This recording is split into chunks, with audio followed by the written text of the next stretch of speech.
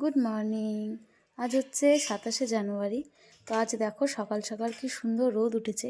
এই কয়েকদিন তো এত কুয়াশা ছিল আর এত ঠান্ডা ছিল, কি রোদের মুখই দেখিনি। তো আজকে খুব ভালো লাগলো, কারণ অনেক দিন পর একটু রোদ উঠেছে।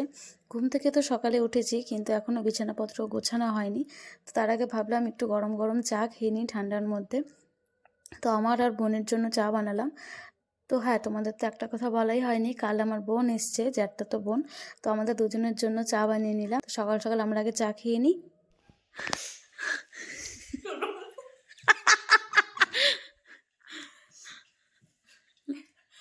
আর আর তোমাদের তো আগেই বললাম যে বোন কয়েকদিন আমাদের এখানে থাকবে। তার কারণ হলো বাড়িতে আমাদের কেউ নেই।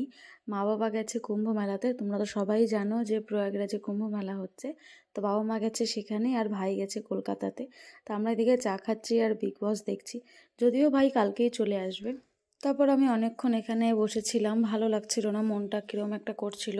কারণ সকালে 8টা নাগাদ মা বাবা বেরিয়ে গেছে, ভাইও নেই। মানে কেমনই জানি একটা লাগছিল। তো একা একা এখানে কিছুক্ষণ বসেছিলাম। তারপর ভাবলাম যে না, এখন ওঠা যাক, উঠে কিছু তো খাওয়া দাওয়া করতে হবে। তো সকালে কোনো টেনশন নেই, সকালে মাই সব কিছু করে রেখে গেছে। তো মা দেখো সুন্দর করে পুজো টুজো দিয়ে গেছে আজকে। কালকের থেকে আমার টার্ন।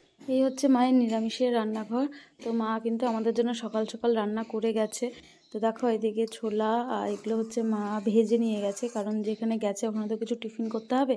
তার জন্য মা নিজেদের জন্য এটা করে নিয়ে গেছে, মার আর বাবার জন্য, আর আমাদের জন্য রেখে গেছে। আর এখানে আলু ভাজা আর বেগুন ভাজার গরম গরম ভাত করে রেখে গেছে। ঘি দিয়ে গরম গরম ভাত, বেগুন ভাজা, আলু ভাজার সাথে একটা লঙ্কা দিয়ে একদম শীতের রোদে বসে দুজনে মিলে গল্প করতে করতে, ফোন দেখতে দেখতে খেয়ে নিলাম। আর সকালবেলাটা তো এই অবধি ভালোই গেল, কারণ কোনো কিছু করতে হয়নি। মা সব কিছুই করে রেখে গেছে। আর মায়েরা বলো এরকমই হয়, মানে যেখানে যাবে যতটা সম্ভব কাজটা এগিয়ে রেখে যাওয়া যায় সেটাই কিন্তু করে।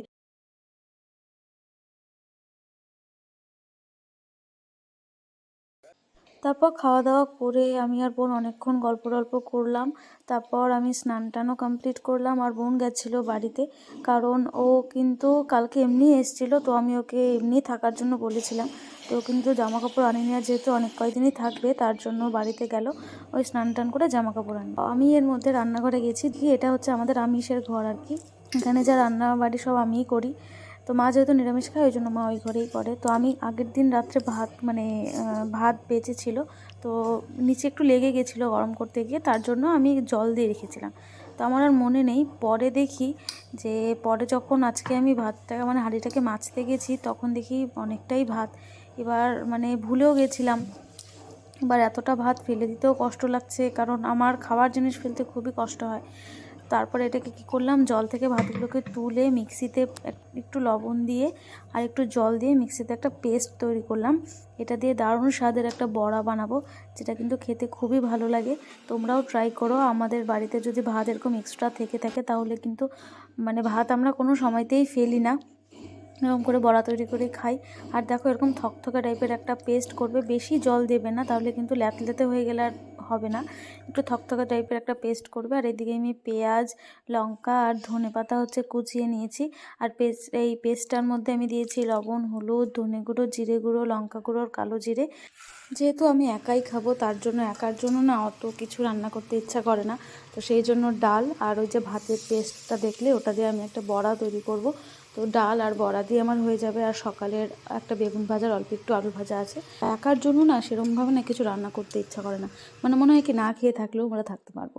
এদিকে ডালটা হতে হতে আমি যা বাসনপত্র ছোটোখাটো ছিল সেগুলোকে মেজে নিলাম। আর এদিকে বড়াটাও আমি মেখে নিলাম, খাওয়ার সময় গরম গরম ভাজবো। দেখো ডালও হয়ে গেছে। এখন এই 3:30টার মতো বাজে, আমি খেতে বসেছি। আজকে বোন যেহেতু বললাম নেই, বাড়িতে গেছে, তো একাই বসেছি খেতে।